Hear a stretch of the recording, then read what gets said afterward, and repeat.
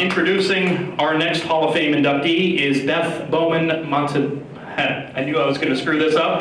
Montagano.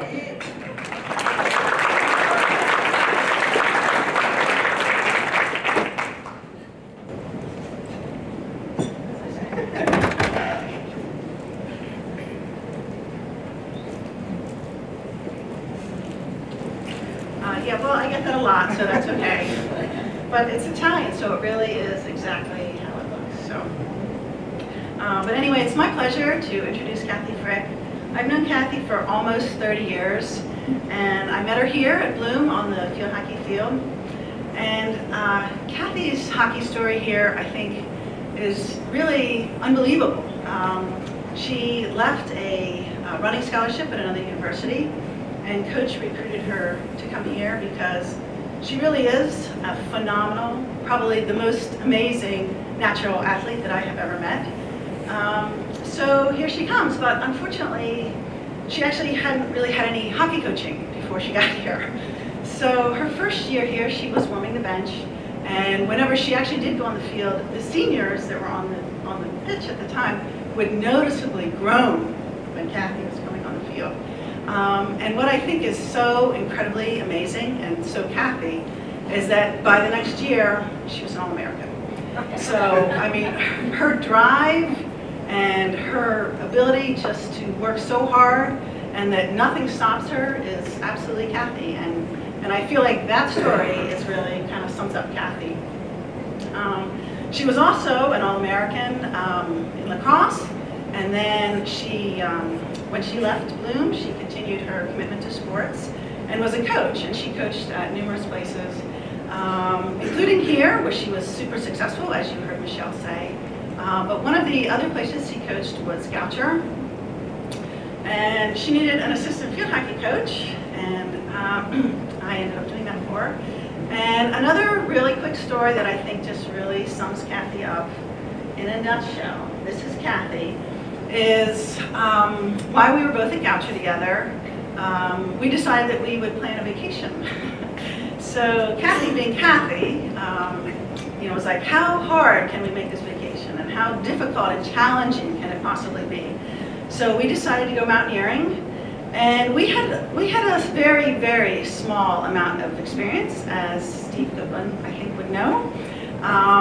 But we had a very small amount of experience, so we decided that we're going to Ecuador. We're climbing Cotopaxi. It's over 20,000 feet. So that's great. We work on our plans. Well, we're a little short on funds. Well, Goucher has these really fantastic wind pants with a G and a yellow stripe. Okay, so those will be our mountaineering clothes. And we're a little shy on funds for our gear. So Roy Smith, who was here at Quest at the time, gave us some crampons, ice axe, some other gear. Crampons are pretty important, the spikes at the bottom of your boot. So Roy gave us clearly what had been at the bottom of the drawer, and it was probably, I don't know, very, very old gear, but we were happy to get it. So off we go. We start climbing the mountain.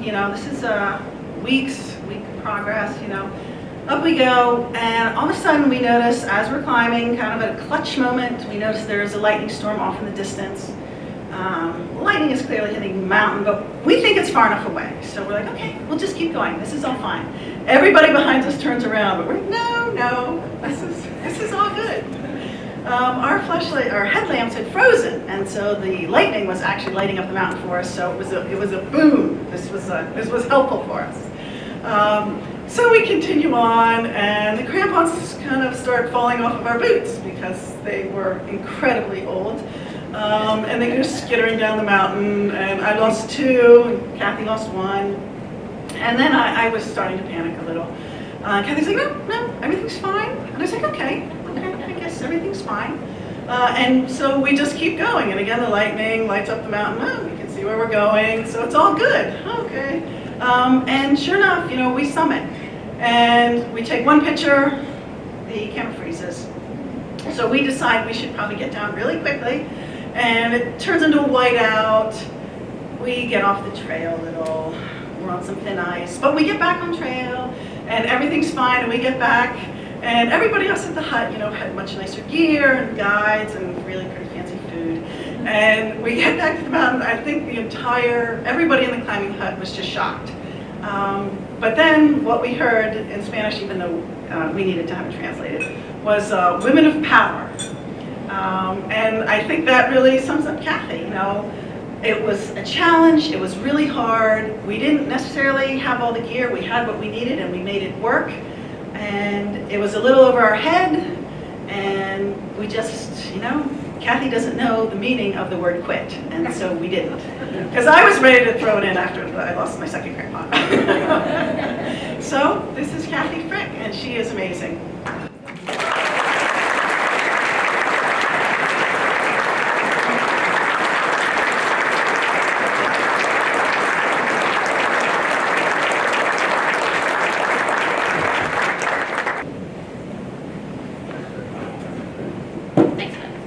Really appreciate that. There's a little more to that story. I won't get into it, but yes, it did occur.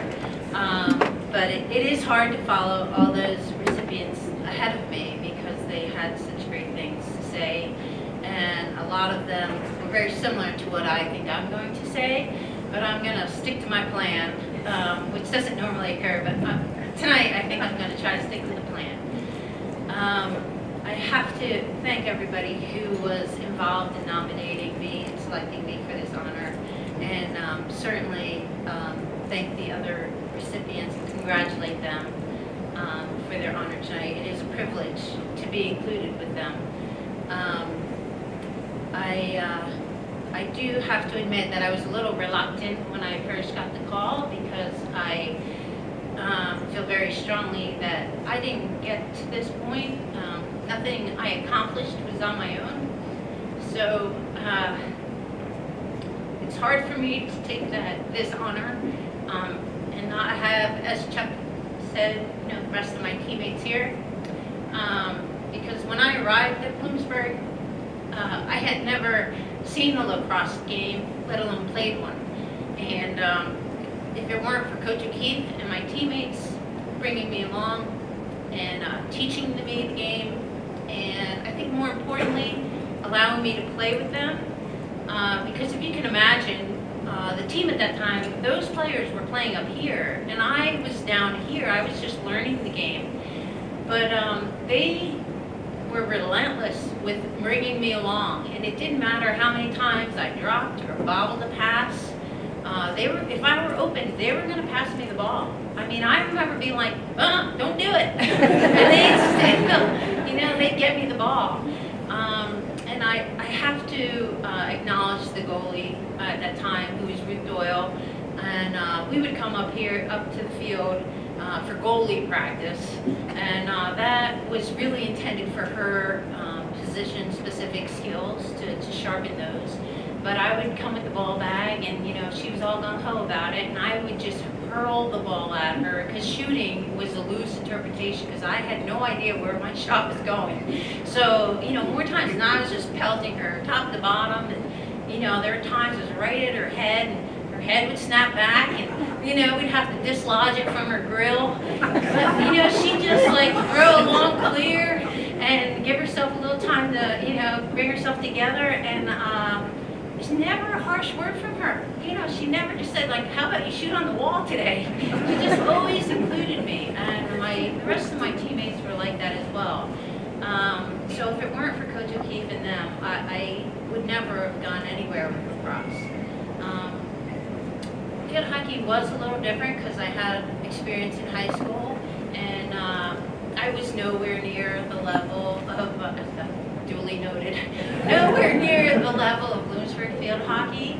And I remember that first season, coming up, and at that time there was a list, and if your name was on the list, you were to, return to practice with the team. You made the team, and I thought for sure, there's no way that I made this team, but you got to go and look. So I was on there, and I thought, she missed one.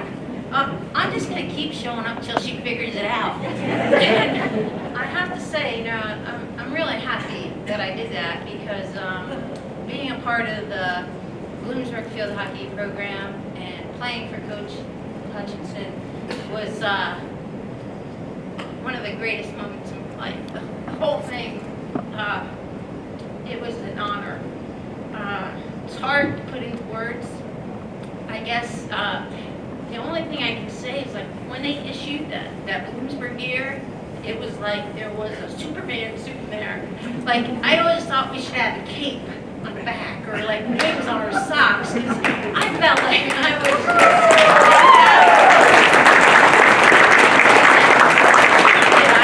thought it was invincible.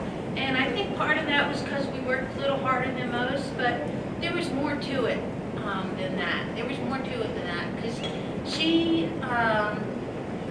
she expected us to play, but she wanted us to play the right way. And it mattered how you played.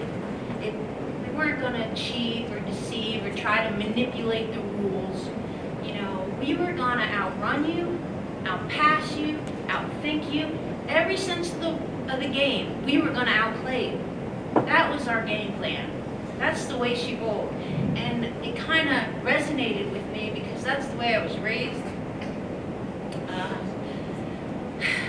My parents were like that. They took value in hard work.